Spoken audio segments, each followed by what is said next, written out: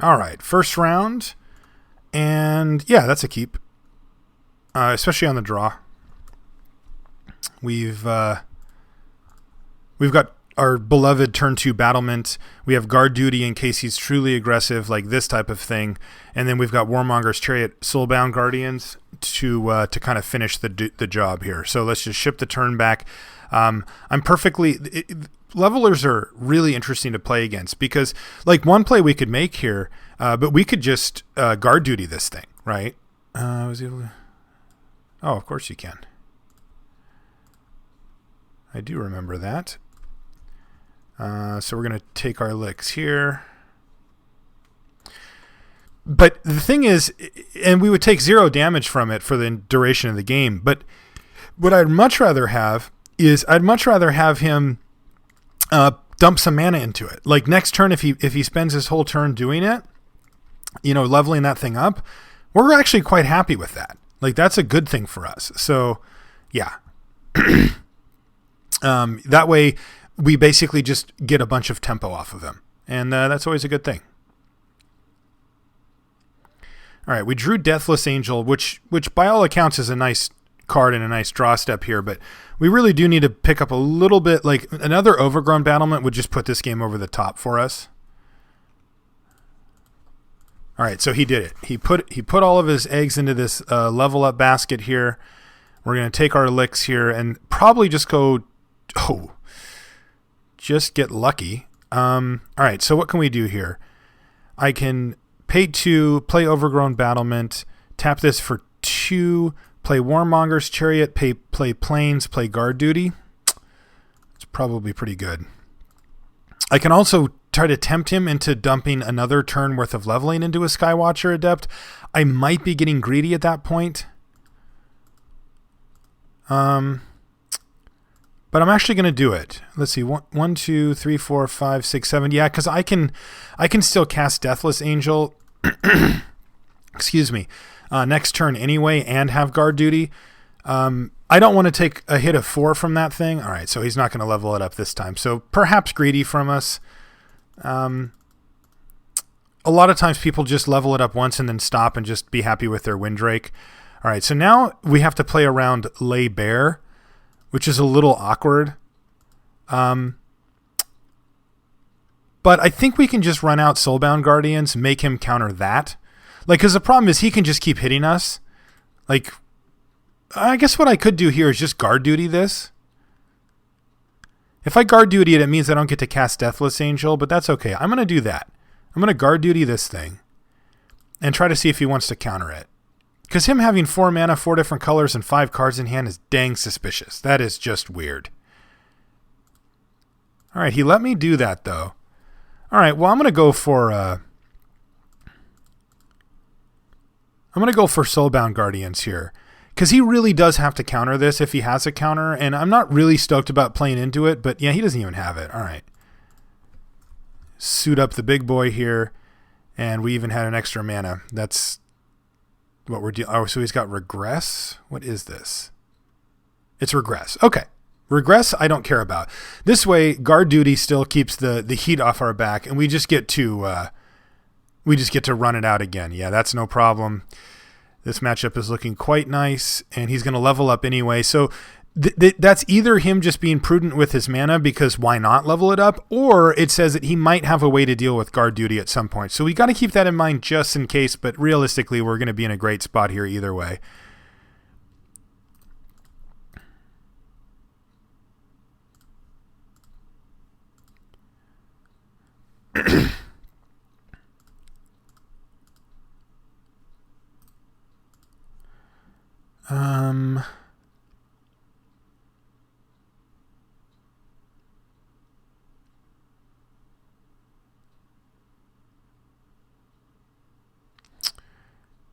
I guess I will just put it here.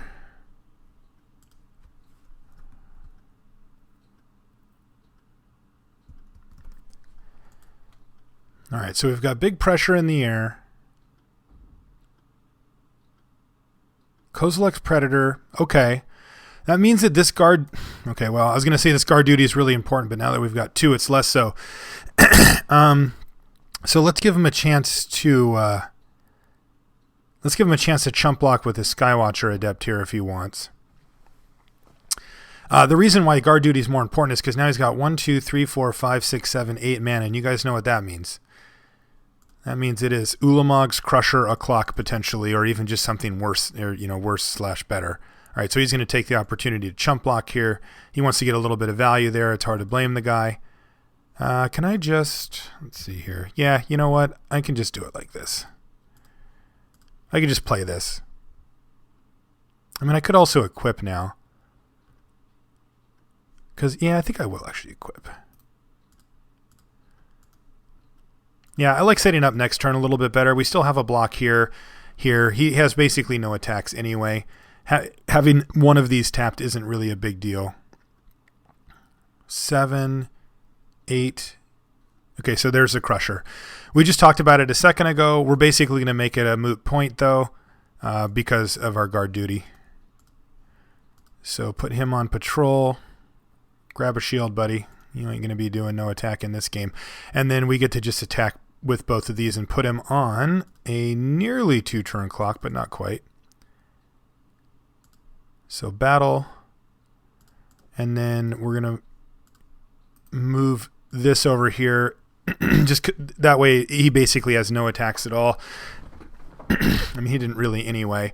But and we've got the ability for this left up as well with our double white. All right. So our opponent had kind of a weird build there. Looked a little bit schizophrenic. He was kind of going a few different directions, but that's fine. Survival cache, probably a possibility here. I don't know what it's better than, though. That's really the question that we have, is what is it better than in our deck? And I'm not seeing anything that's jumping out. I mean, maybe like Boar Umbra, Mammoth Umbra. Yeah, maybe I'll just switch like this, because this way we still have a target for our Heartbeast to get something on the offensive. And we're always going to have a target for it unless we get like very unlucky anyway. Crusher, Worm, Cliffhaven. This is a sketchy one here. Got 8 white sources, so we're pretty likely to hit one at some point. The problem is that even if we do, we make a Knight of Cliffhaven, and that's not really that amazing. Like, we definitely need to hit some Overgrown Battlements to make this hand work. These cards are basically just dead. I'm going to mulligan this one. Yeah, I like this one a lot better. We get a Nest Invader on turn 2, and we can turn 3 Boar Umbra, make a 5/5, and start beating down if that's what we want to do. We also have a nice late game recovery plan with Heartbeast to go grab a guard duty or whatever in case he has an explosive start. So yeah, we'll go ahead and do this. We both mulligan to 6 here. And then we're going to get to play Nest Invader and then naturally cast Boar Umbra. If we draw another land, we're going to get one of these two. So that's actually quite a nice little start for us here. Who needs battlements anyway? All right, Caravan Escort costs 2 to level up, so we don't care about that. So, yeah, let's just put some pants on this guy and battle. This is a nice, strong, aggressive start for our deck. It forces him to have something now. Puts him just in a position where he's going to take a bunch of damage unless he has like a Regress or a Narcolepsy or something. He's going to attack first, so we're not taking 2 here because he would have leveled up pre-combat. So let's see what he has to deal. He's got his own guard duty. All right. Annoying, but that's fine.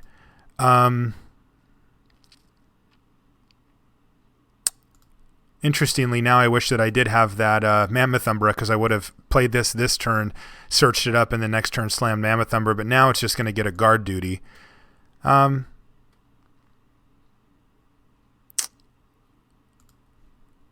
Think that's okay. I don't think I care about this spawn token that much. I mean, it is another turn of development, but it means I don't do anything this turn. Yeah, I think I'd rather just do something this turn.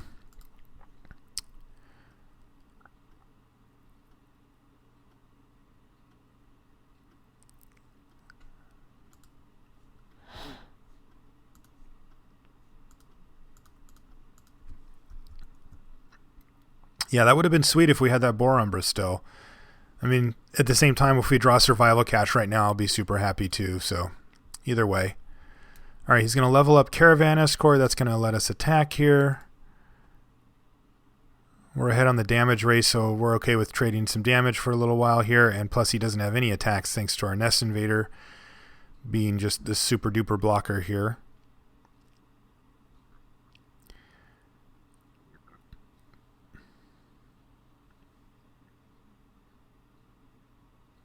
Yep, so we're going to need to draw something.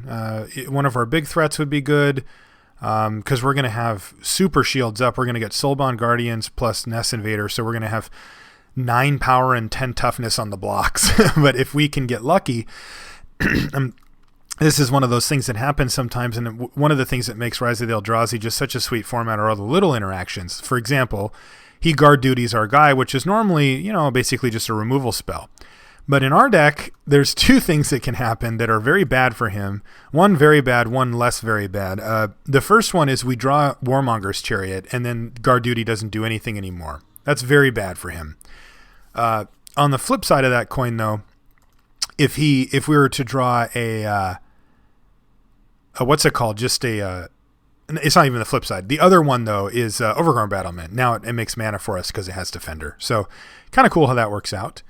I think I have a clear attack here with Totem Guide, so I'm going to battle, and I'm just going to play Dreamstone Hedron, and our plan right now is to see what we draw next turn, but beyond that, we're going to crack that thing and try to just draw a bunch of cards. That's exactly why it's in the deck right now. We have nothing else to do with our mana currently anyway, although we do have a nice insurance plan with double guard duty here. And we'll play this thing and say go.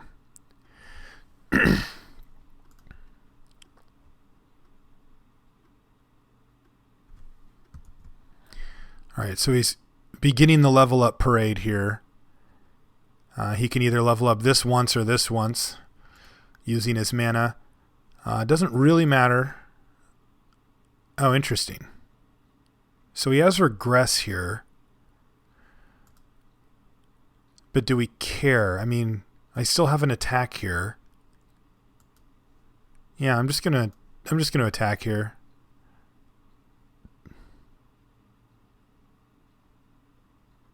If he regresses our Heart Beast, then we just get another guard duty for free, basically. I'll take it. I mean, once we start hitting Eldrazi, those things get quite nice, so. A little weird that he's not just moving into the level up plans, because he just doesn't have a great way to interact here with Regress.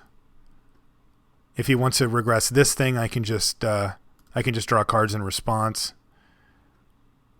He could have something else that I'm just not thinking of, but that's the card that we saw from him as his instant speed trick, and there's really not that much removal in the format, so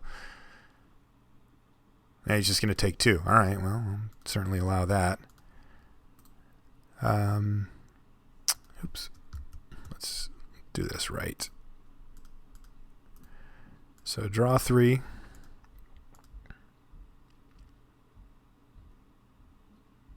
Drawing 3 feels so good.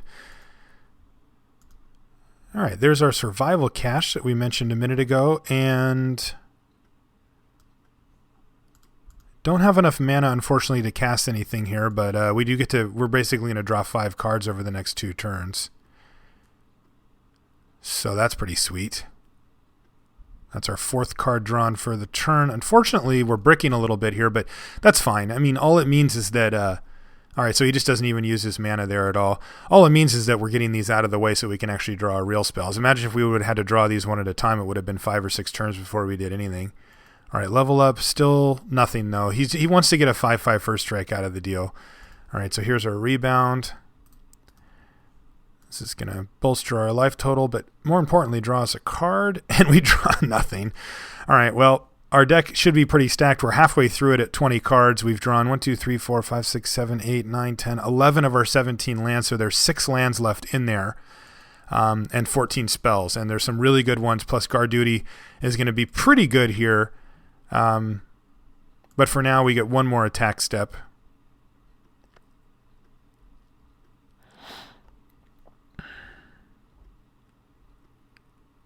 Looks like he's left up Deprive here.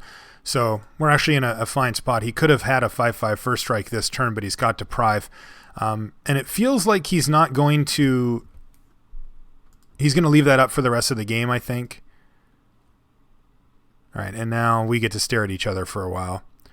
All right, well, there's a knight, and I think he's going to want to counter this, and that's fine. We have so many other things that we'd love to resolve besides this. Counter it. I know he's got Deprive. All right, he doesn't... So that's nice. So then if he has Deprive and Regress, then that's fine. I'm just going to suit this thing up because it's going to become a 4/4 Flying Vigilance at some point here. Which is pretty good. It won't get through Skywatcher Adept after he gets it leveled up, but we can just sit here and wait.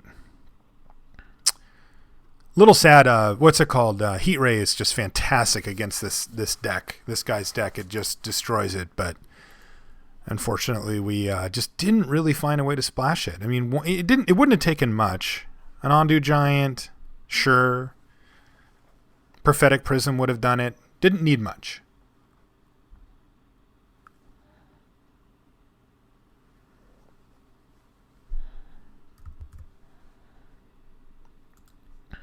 All right, suit him up. And he just refuses to put it to that next step. That's fine.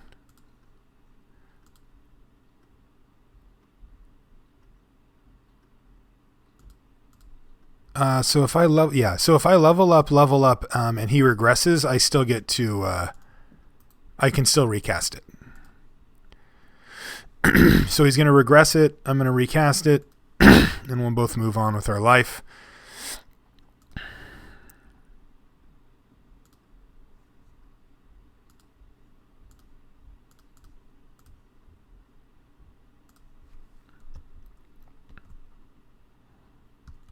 And then eventually he's going to get this thing up, probably this turn up to a 4/2.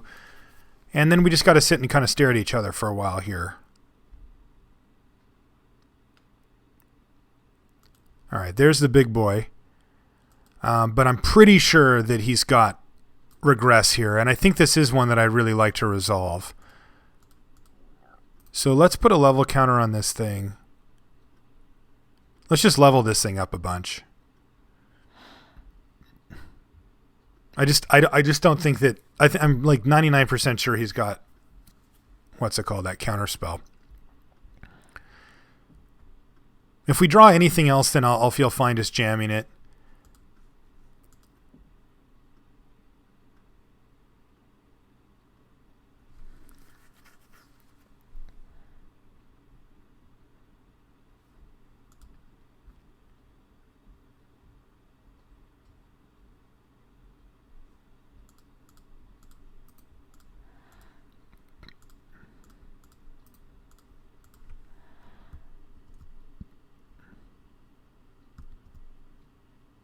I suppose I should just attack there. Yeah, he just absolutely refuses to tap those 2 blue mana, and that's how we know. All right, now we're in business. He can't let either of these resolve. So which one would we rather have? Probably still just the Worm. Though, actually looking at it, no, we'd actually rather have Warmonger's Chariot. So here's Pelakka Worm. This gets countered. And then we slam Chariot. And we can just start destroying him with it.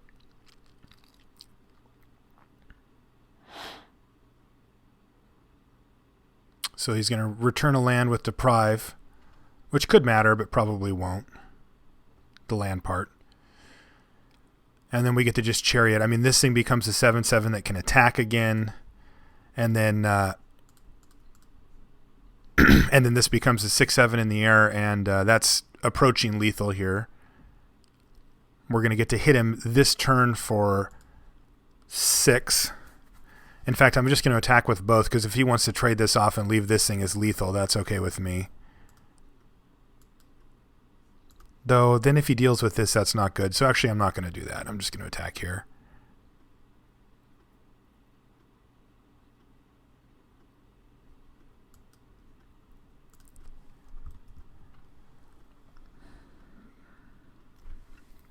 He takes it, he goes to 1. He for sure would have traded this for this. And we have lethal. And we got there. All right, guys. So Yeah, that's pretty much what we want to do. I mean, that next game we had to get a little tricky, but hopefully we'll just get those explosive battlement draws going forward. We'll see you guys in the next round.